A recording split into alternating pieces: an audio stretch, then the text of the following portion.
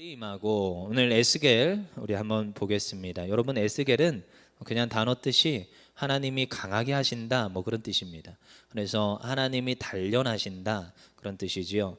여러분, 이 에스겔을 통하여 하나님이 단련하시는 줄 믿습니다. 참 그렇지요. 이제 포로기에 접어들었을 때의 선지자, 우리 대표적으로 우리 잘 아는 차 교수님이 자주 얘기해 주시던 예레미야와 이제 에스겔, 우리 이제 알게 됩니다. 그래서 이 포로기에 접어들었을 때, 포로에 잡혀갔을 때 지금 그곳에서 주의 복음을 전해야 되는 그런 사명을 가지고 있는 이 선지자 중에 한 명이죠. 그래서 에스겔, 예레미야, 여기에는 어떤 언약이 나오느냐? 새 언약이라고 나옵니다. 새 언약. 그러니까 그 전에 이미 모세 때에 옛날 구 언약을 받았었어요. 그렇지만 그 언약을 이스라엘 백성들이 잘 따르고 잘 지킵니까? 못 따릅니다. 그 결과가 뭐예요? 지금 포로기에 접어든 겁니다. 그 결과입니다. 하나님의 말씀을 들어라, 들어라. 너 다시 율례와 법도를 쫓아 하나님의 뜻대로 행해라. 그렇게 말하는데도 다윗이 죽어갈 때 그렇게 강조하고 강조했어요. 솔로몬에게 너 하나님의 법도와 율례를 잘 지켜 행해야 된다. 여기 길에서 벗어나면 하나님께서 치신다. 근데 벗어납니까? 결국 또 벗어났다가 뭐 다시 제자리로 오지만 그의 뭐 왕권은 다윗의 그 놀라운 은혜로 말미암아 지켜준다고 하지만 그래도 결국 지금 결과는 어떻게 됐어요? 에스겔에 지금 나온 결과는 포로기에 접어들었단 말이에요. 왕국은 망했고 쇠락했고 그 왕의 지금 계보는 끊어진 듯하고, 끊어지진 않았어요 사실 뒤로 가보면. 하지만 끊어진 듯하고 지금 자기들은 지금 신세가 뭐예요? 노예 신세로 와 있다라는 거지요. 그 가운데 뭘 주시느냐? 새 언약을 주시는 거예요. 왜요? 이전의 언약으로는 할 수가 없어요. 이들을 구원에 이르게 할 수가 없습니다. 그러니까요, 완전히 새로운 언약을 지금 예레미야에서 나타내 보여주고 있고 에스겔에서 나타내 보여줘요. 예레미야 33장에 에스겔의 36장에 하나님께서 새 언약을 다시금 보여주십니다. 그래서 하나님이 내가 너희를 영원한 나의 백성으로, 내가 너희 하나님이 되고 너희는 나의 백성이 될 거야 라는 새 언약으로 우리에게 주시는 말씀이 에스겔에 포함되어 있습니다. 근데 에스겔이 열리는데 에스겔 1장에 누가 나오느냐? 에스겔이 나오겠지요. 그 에스겔이 우리에게 참 여러 가지 의미를 주는데, 에스겔의 어쩌면 청년 시절, 어쩌면 아직 다듬어지지 않고 아직 뭔가 병아리 같은 그런 시절에 있는 게 지금 에스겔 1장입니다. 오늘 1절에서 3절까지 그 다음에 바로 환상이 보여지는데, 이 환상을 제가 옛날에 신학생 때 막 그림을 그리고 그랬거든요. 그림을 그리면 굉장히 날개가 여러 장 달린 굉장히 멋있는 천사 같은 존재가 딱 등장합니다. 얼굴도 막 다양하고 그래서 되게 멋있어요. 그래서 이거 글을 따라서 그림을 그리다 보면 그렇게 나와요. 제가 그림을 못 그리지만, 그래서 뭐 여러분 그런 걸 보고 싶으면 인터넷 쳐보시면 나옵니다. 근데 그게 옳다고 말할 수는 없어요. 에스겔 같이 이렇게 묵시적 어떠한 예언을 담고 있으면 그런 존재가 온다 이렇게 해석하면 안 되고요, 어떠한 상징적 의미들을 담고 있다고 우리가 이해를 하시면 됩니다. 그러면 이제 지금 이런 묵시적 예언이 있기 전에 1절에 3절에 뭐라고 얘기하느냐, 우리 한번 보겠습니다. 에스겔 1장 1절 읽어보겠습니다. 시작. 30째 해 넷째 달 초닷새에 내가 그 발 강가 사로잡힌 자 중에 있을 때에 하늘이 열리며 하나님의 모습이 내게 보이니. 지금 25세의 에스겔은 포로로 바벨론에 잡혀갔어요. 그래서 지금 30세가 됐는데도 불구하고 지금 뭐예요? 30째 해 넷째 달, 30 지금 무렵에도 여전히 지금 자기의 삶은 달라지지 않고 뭐가 있어요? 여전히 포로기에 접어들어 있다는 거예요. 자기는 여전히 포로라는 것이요. 여러분, 신세가 어떻습니까? 좋아진 신세예요? 나빠진 신세예요? 나빠진 신세입니다. 여러분, 전혀 좋아질 것 같지 않은 그런 어떠한 모습 속에 있을 때가 있습니다. 여러분, 근데 뭐 누차 저도 얘기를 하는 편이지만 여러분, 그런 상황에서도 벗어날 구멍은 있습니까? 있습니다. 제가 정말로 그 서점에 종종 가서 요즘 트렌드는 무엇인가 이런 거를 좀 보는 편입니다. 저도 뭐 신문이나 인터넷 뉴스나 뭐 유튜버나 이런 거 다 말하면 안 되나요? 아무튼 그런 것들을 쭉 보면은 요즘 시대적 흐름들이 나오지요. 근데요, 여러분 서점에 가서 책 제목만 봐도 사실 트렌드가 나옵니다. 요즘은 뭐가 강조되나? 여러분, 한창 코로나가 유행하기 막 시작했을 때 2020년도 초창기 때 서점에 갔더니 서점에 어떤 책이 유행했는지 아십니까? 위기는 기회다. 뭐 이런 책들이 되게 유행했었어요. 의외지요. 정말입니다. 베스트셀러들이 다 그런 유의 제목을 다 취하고 있습니다. 어느 강사는 학원생들이 없고 어느 강사는 학원생들이 넘쳐난다. 이 책 제목이에요. 제가 그거 샀을까요? 샀습니다. 되게 영양가 없더라고요. 근데 열어봤더니 별거 없어요. 제목에 혹해서 샀거든요. 제목이 혹해서. 근데 안에 내용은 별거 없어요. 내용이 뭐냐? 그래요. 어떤 사람은 위기인데 어떤 사람은 기회인 이유는 그 사람의 마음의 태도더라고요.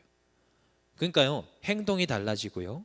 어떤 사람은 주저앉아 있는데 어떤 사람은 움직이고 사람들에게 홍보하고 그들이 원하고 그들이 바라는 니즈들을 찾아다니면서 그것들을 해내더라는 거죠. 어떤 사람은 사업장을 줄이는데 어떤 사람은 오히려 확장을 합니다. 신기하죠. 여러분, 상황은 똑같은데 그 안에 있는 사람이 다릅니다. 여러분, 똑같은 포로기에 있습니다. 에스겔은 포로기에 있어요. 지금 포로기 안에 있는 젊은 지금 사람을 하나님께서 들어서 쓰시겠다고 하는 거예요. 근데요, 그 지금 에스겔은 무엇을 보고 있느냐? 1장에 보니까 뭘 보고 있어요? 지금 끝에 1장 끝에 보니까 하늘에 열리며 무엇이 보여요? 하나님의 모습이 내게 보입니다. 영어로 준비됐나요? NIV? 넘겨보세요.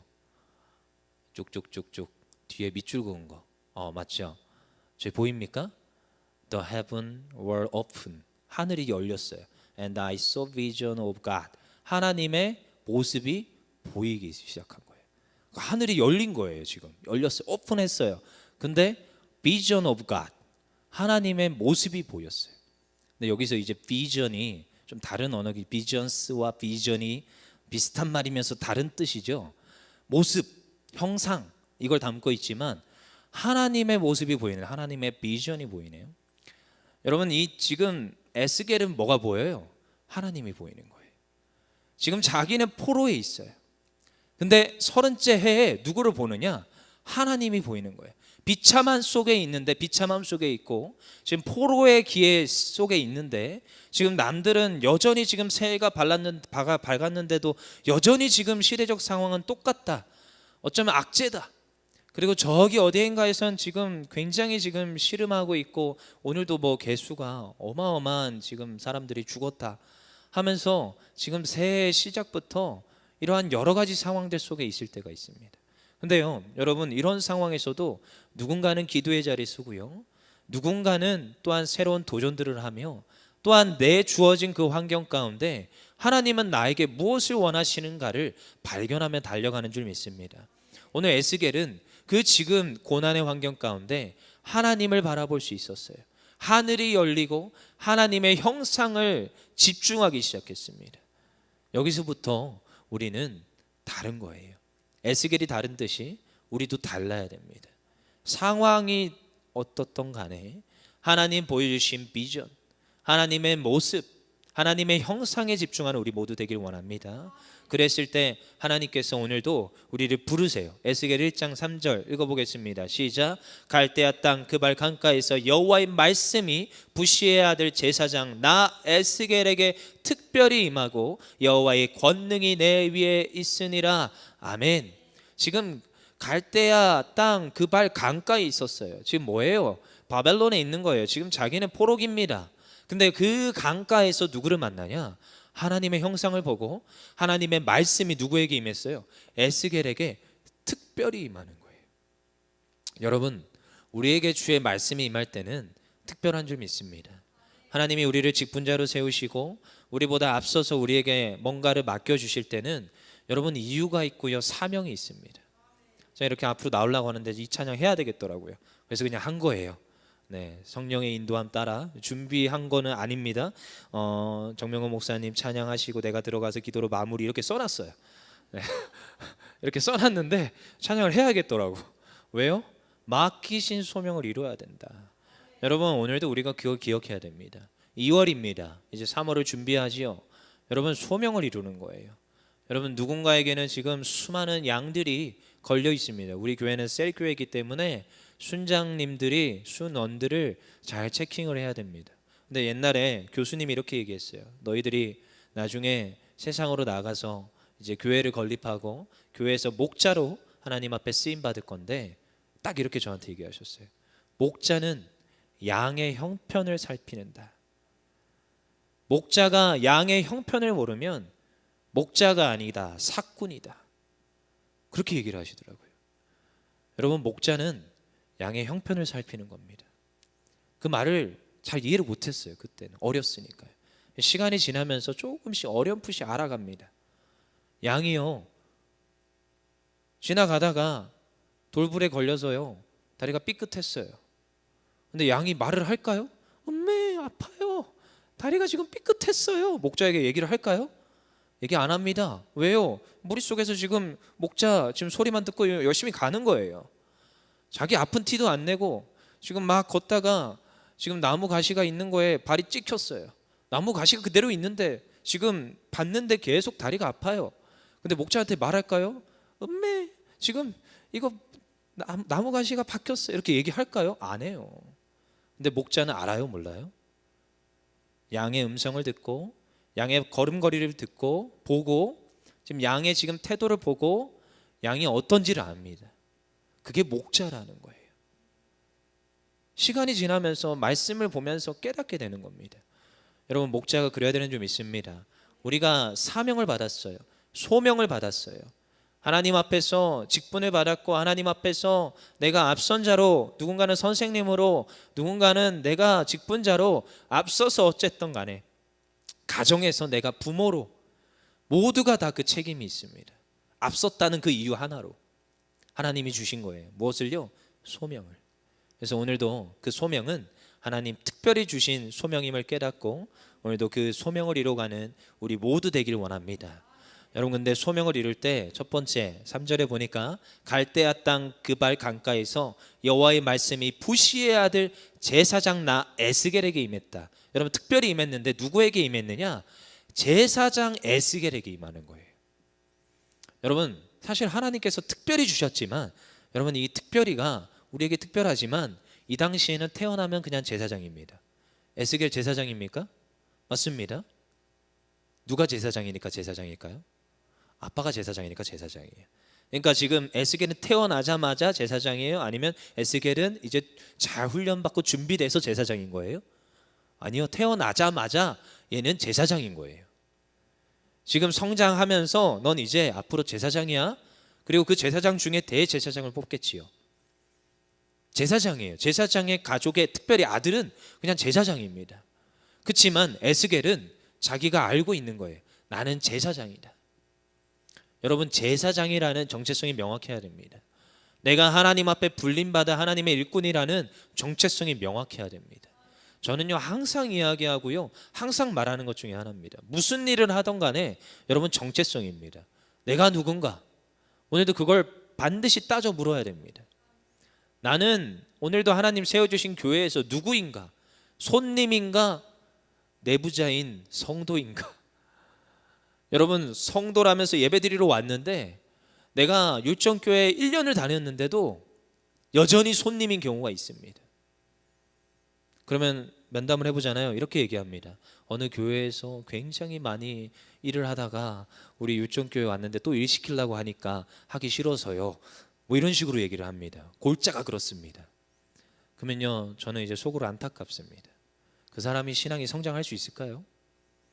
그 사람의 지금 정체성을 깨달고 알고 오늘도 소명과 사명을 이루어 가야 되는데 그 지금 자리에 설 수 있을까요? 없습니다. 그러니까 반드시 무엇을 짚고 넘어가야 되느냐?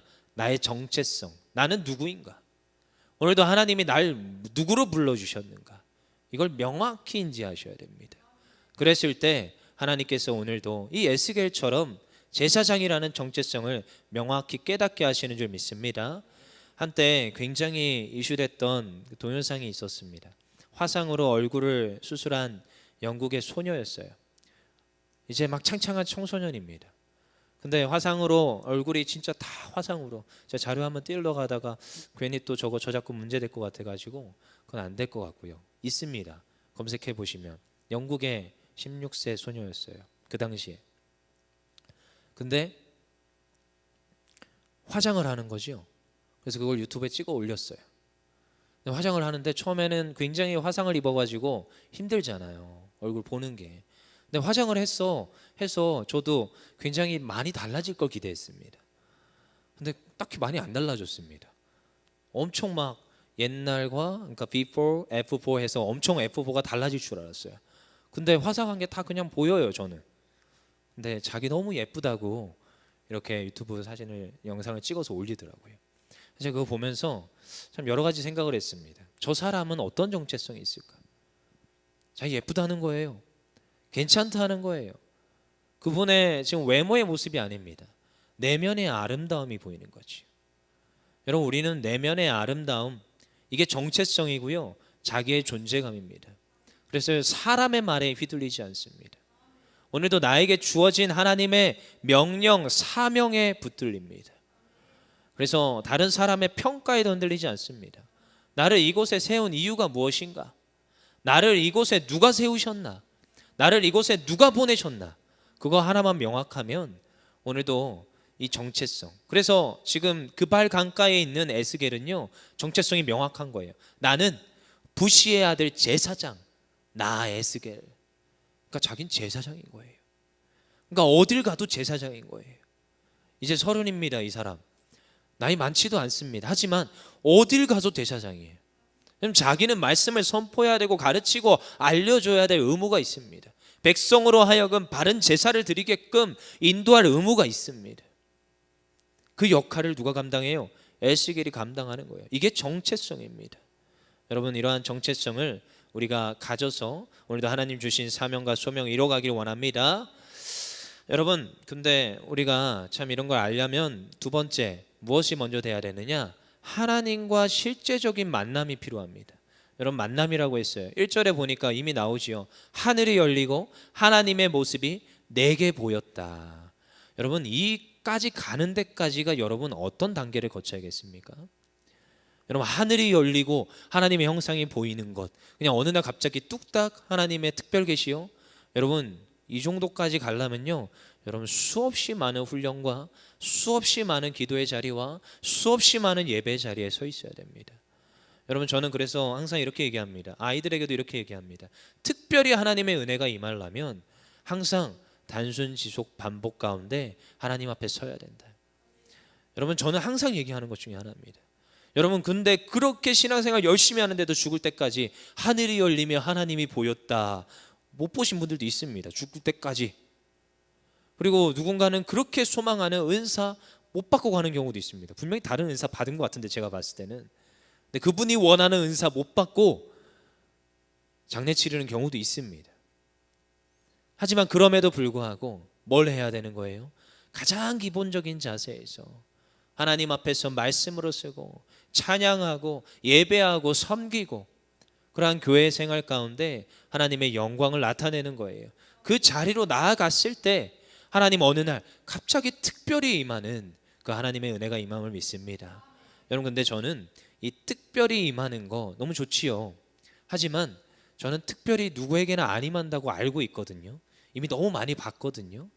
근데 여러분, 모든 이에게 사실 특별히 임할 수 있습니다.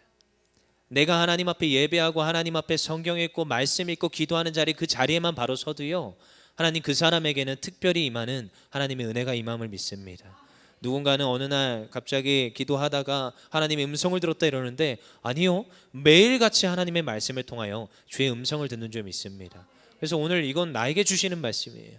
오늘 다른 누구에게 주시는 말씀이 아니라 내게 주시는 말씀으로 받을 때 이건 특별히 임하는 하나님의 은혜인 줄 믿습니다. 그리고 3절에도 뭐예요? 여호와의 권능이 내 위에 있으니, 끝에 여호와의 권능이 내 위에 있대요. 여기에서 위는 뭐예요? 바로 위를 말하는 거예요. 여호와의 권능의 손이 나를 누르고 있고 나를 만져주는 것. 오늘도 한 친구가 아프대서 그냥 그런 거 있죠. 사무실에 가만히 있는데 목사님 누가 아파요 이러고 가더라고요. 근데 제가 막 이것저것 하고 있었어요. 사실 설교 준비하고 있었거든요. 아파요 이러더라고요. 그래서 시무룩하고 나가요. 그래서 좀 하는데 갑자기 번뜩, 저 왜 나한테 저렇게 하고 가는 거지? 마음이 불편해요, 안 불편해요? 굉장히 불편하겠죠. 그러니까 저한테 그러지 마십시오. 그래서 벌떡 일어나가지고 쫓아나갔는데 없더라고요. 전화했어요. 어디냐? 벌써 집에 갔더라고요. 좀 기다려라 하고 집에까지 가서 같이 기도해주고 왔어요. 근데 이제 이렇게 손으로 이렇게 만져서 같이 기도해 주는데 머리가 왜 이렇게 작아요? 여인이 아닙니다. 아기입니다. 아기. 꼬맹이에요. 꼬맹이. 머리 너무 작더라고요. 그래서 같이 이렇게 기도해 주는데 머리가 참 작더라고요. 그러고 나서 다시 돌아와서 설교를 준비하는데 이 3절이 권능이 내 위에 있으니, 하나님의 권능이 나를 에워싸고, 그러니까 내 머리는 얼마나 작겠어요. 하나님 입장에서는 저는 얼마나 작겠어요. 여러분 아시겠습니까? 하나님이 면밀히 터치해 주시고 만져주시는 그 관계까지 가더라는 거예요. 여러분 에스겔이 그냥 정체성만 있다고가 아닙니다. 여러분 이 지금 면밀하고 정말로 하나님과 깊은 실제적인 교제 가운데 있더라는 것입니다.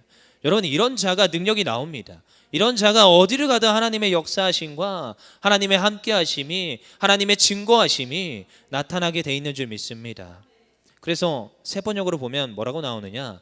1장 3절 세 번역 띄워줘 보세요.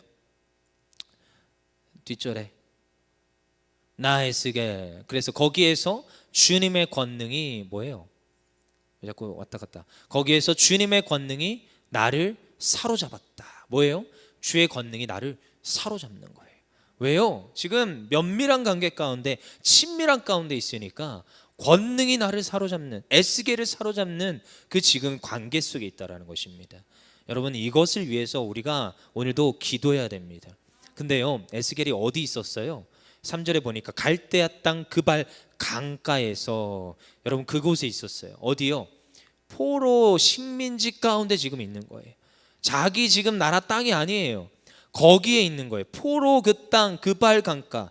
지난번 우리 차준희 교수님 설교할 때도 강조하고 강조했어요. 지금 여호와 하나님은 이스라엘 그 땅, 약속의 땅, 가나안 땅에만 있는 줄 알았습니다. 아닌 거예요. 지금 자기들이 지금 포로, 지금 식민지에 잡혀갔는데도 그 그발 강가에도 여전히 계시는 하나님. 오늘도 나를 에워싸고 권능이 나에게 임하시는데 여전히 그곳에서도 임하시는 하나님. 여러분 이것은 우리가 가는 직장에서도 여전히 동일하게 임하시는 하나님이신 줄 믿습니다. 여러분 정말로 외롭고 슬프고 공고하고 내가 넘어져 있고 내가 너무 힘든 그 자리에 있을지라도 하나님은 그곳에서도 함께 하세요. 하나님은 여전히 그곳에서도 나의 정말로 여호와의 권능이 내 위에 있는 것 같이, 주님의 권능이 나를 사로잡는 것 같이 있는 줄 믿습니다.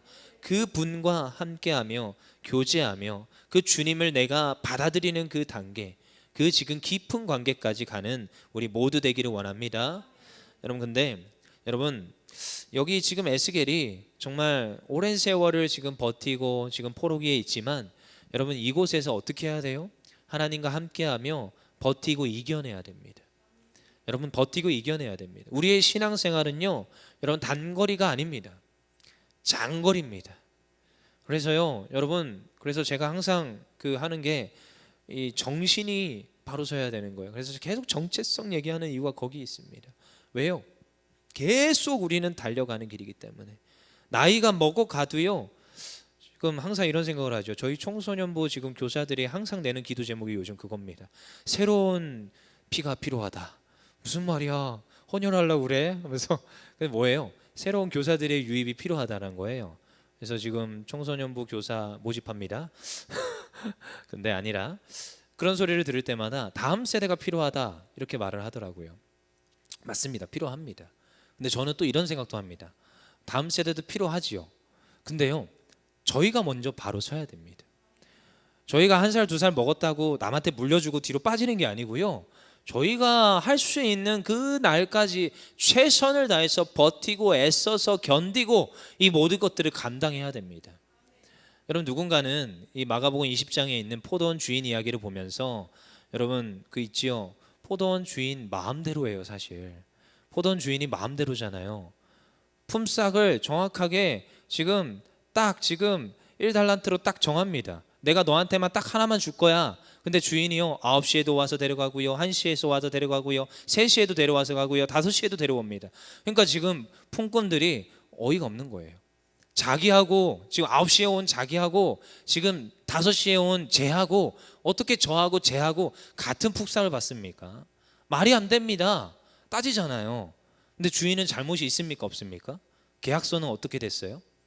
계약서는 동일하게 썼어요.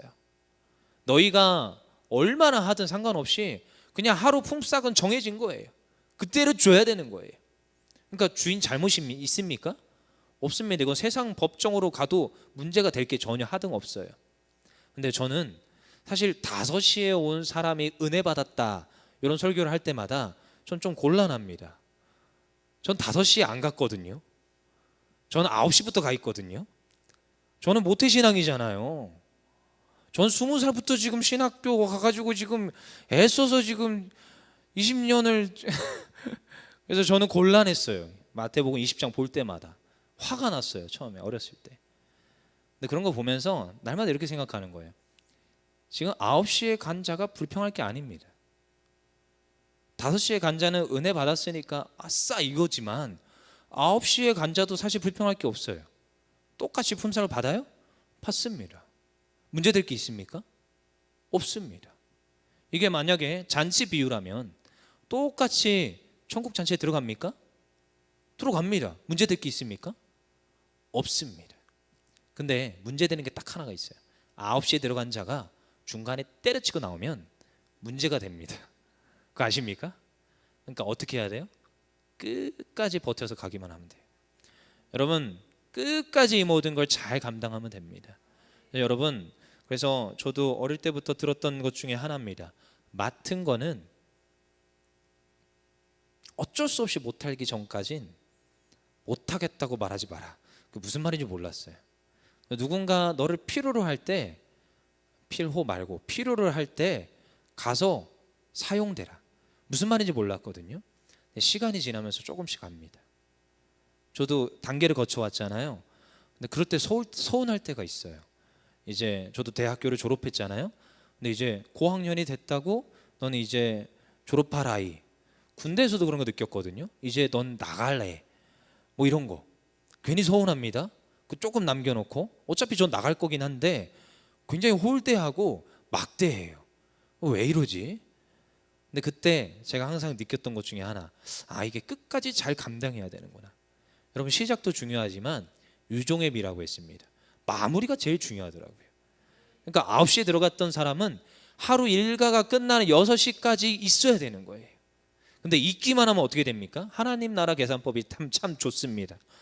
있기만 하면 뭔가 칭찬 되게 많이 받을 것 같은 5시에 온 사람과 9시에 와서 쇠 빠지게 일하는 사람과 똑같은 취급을 해주십니다. 그러니까 누구를 사랑하고 누구를 더 사랑하고 누구를 안 사랑하고 아닙니다. 똑같이 사랑해 줍니다. 여러분 탕자 이야기 좋아하잖아요. 나갔다가 다시 들어온 거. 근데 여러분 거기 첫째 아들이 불만 사항이 있을 이유가 있습니까? 없습니다. 첫째나 둘째나 똑같이 그 아버지의 은혜를 누리며 사는 것, 똑같이 잔치를 배설하는 가운데 잔치의 음식을 먹을 수 있는 권한이 주어집니다. 누구의 아들로서? 그 아버지의 아들로서. 그래서 저는 날마다 이렇게 생각합니다. 하나님 나라 계산법이 명확하다면 동일한 하나님의 은혜를 주시옵소서. 9시에 온 자나 5시에 온 자나 상관없이 하나님, 근데 끝까지 버텨서 내가 오늘도 하나님 앞에 정말 제사장이라는 정체성을 명확히 붙들고 오늘도 하나님과 면밀한 교제 가운데 끝까지 버텨서 하나님 앞에 날마다 쓰임받게 하여 주시옵소서. 이제 새학기가 시작할 때에 2월 달에 기도합시다. 하나님, 우리가 끝까지 하나님 앞에 쓰임받기 원합니다. 하나님 앞에서 정말 이 교회가 부흥되는데 이 교회가 날마다 성장할 건데 하나님, 다른 사람 말고 내가 사용받기 원합니다. 여러분, 새 가족이 갑자기 들어왔는데 갑자기 일하겠다고 덤벼들면 어떡할 겁니까? 그 사람 쓰임 받는 거 여러분 보시겠어요? 아니에요. 저는요, 이왕이면 기존에 있던 사람들이 더 하나님께 아름답게 쓰임 받기 원합니다. 저는요, 다른 사람 쓰임 받는 것보다 내가 쓰임 받기 원합니다. 저는 그래요. 왜요? 옛날부터 그랬어요. 하나 먹으면 2개 먹고 싶어요. 3개 먹고 싶어요. 하나님 더 주세요. 저 그렇게 기도했습니다. 욕심쟁이라고요? 아니요. 하나님은 항상 말씀하세요. 침노하라, 두드려라, 구하라, 주실 것이요, 열릴 것이요, 하나님께서 맡기신다고 하셨습니다. 그래서 오늘도 우리에게 충성되이 가라 하시는 하나님의 음성을 결코 소홀히 듣지 마시고 오늘도 우리에게 맡겨진 이 모든 사명 넉넉히 감당하기 원합니다. 우리 에스겔 36장 27절에 28절입니다. 혹시 준비됐나요? 마지막에 추가했는데 추가 안 됐나요? 그럼 찾아봅시다. 에스겔 36장 27절에 28절 뭐예요? 이게 새 계명이에요. 오늘 하나님이 우리를 무엇으로 삼아 주시느냐? 백성으로 삼아 주셨어요. 그리고 하나님이 우리의 하나님이 되신다고 합니다. 여러분 이걸 좀 바꿔 말하면 나의 하나님이 되시고 내가 하나님의 자녀가 되는 것. 언제까지요? 영원토록. 하나님이 맺으시는 새 언약. 우리 에스겔 36장 27절 28절 읽어보겠습니다. 시작. 또 내 영을 너희 속에 두어 너희로 내 율례를 행하게 하리니 너희가 내 규례를 지켜 행할지라 내가 너희 조상들에게 준 땅에서 너희가 거주하면서 내 백성이 되고 나는 너희 하나님이 되리라. 아멘. 하나님께서 하나님의 영을 누구의 마음속에요? 우리 안에 주신대요.